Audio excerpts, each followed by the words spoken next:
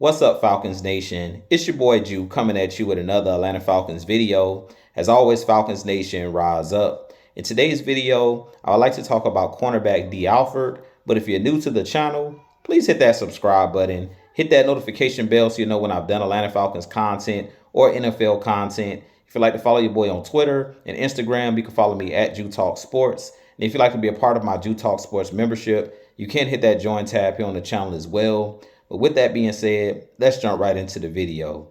So in today's video, I do want to talk about cornerback D. Alford and should the Atlanta Falcons re-sign D. Alford in free agency. Personally, I do believe the Falcons should bring back D. Alford. D. Alford goes about 5'11", 180 to 185 pounds, and he is our nickel corner. And to me, he played really well last year. 83 tackles, 0 interceptions, 1 sack, and 11 PBUs or pass breakups. But to me, the cornerback position is one of the toughest positions to play on the defensive side of the ball. And the nickel corner, to me, is the most difficult position to play as far as in the secondary, being that the wide receivers have multiple routes they can run when they're inside that slot, whether they can break inside or break outside. When you're playing an outside corner, you have the boundary or the out of bounds to kind of help you defend. So D. Alford is one of those guys last year, to me, that played really well. A lot of people, criticized D. Alford's game last year and thought that he didn't play well due to a lot of his PFF scores and things of that nature. But personally, if you go back and look at a lot of the games, D. Alford is a solid tackler, one of those guys that does a great job in open space and tackling, not just wide receivers and tight ends, but also filling gaps in the run game.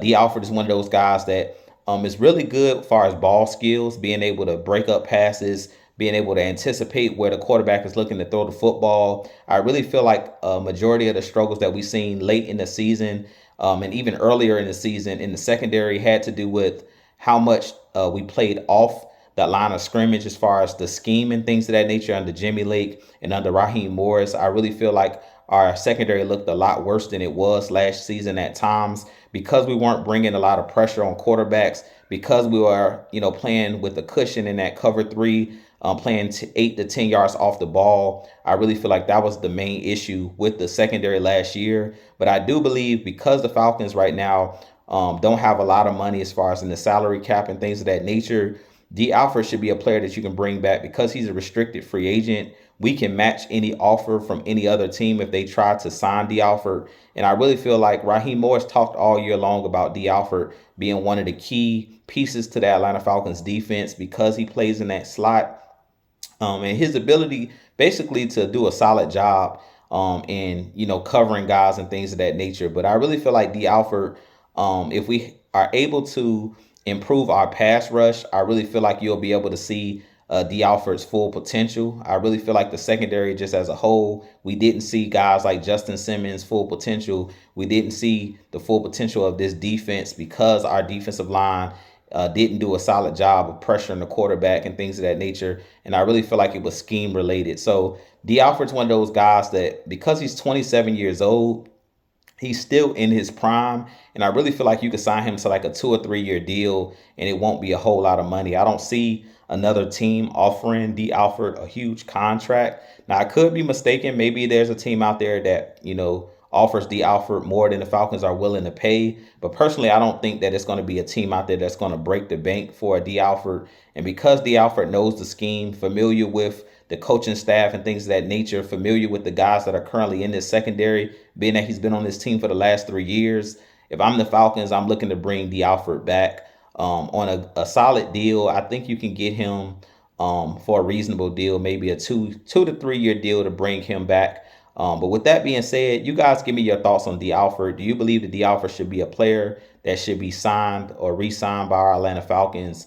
Another thing that I think is good for D. Alford as far as keeping him on this team is we've seen a couple years ago when they used him in the preseason to return punts. He's also a guy that can play special teams. And being that Avery Williams is one of those guys that's currently a free agent, maybe you keep D. Alford on this team. maybe you allow him to be the new punt returner or kickoff returner, because he does have that ability as well. Where we've seen him take a touchdown back to the house. I believe it was against the Miami Dolphins in the preseason 2 years ago. So he does have that ability as well. When he gets his hands on the football, he is one of those guys that's electric, explosive with returning kicks. I believe a couple years ago as well, he almost returned a field goal return, almost returned it for a touchdown at the end of the half at one point in one of the games over the last, I think it was either last season or the season before. So the Alford is one of those guys that not only can play defense, but he also offers that special teams ability as well. So with that being said, I have a lot more content coming for you guys. As always, Falcons Nation, rise up, be blessed. Peace.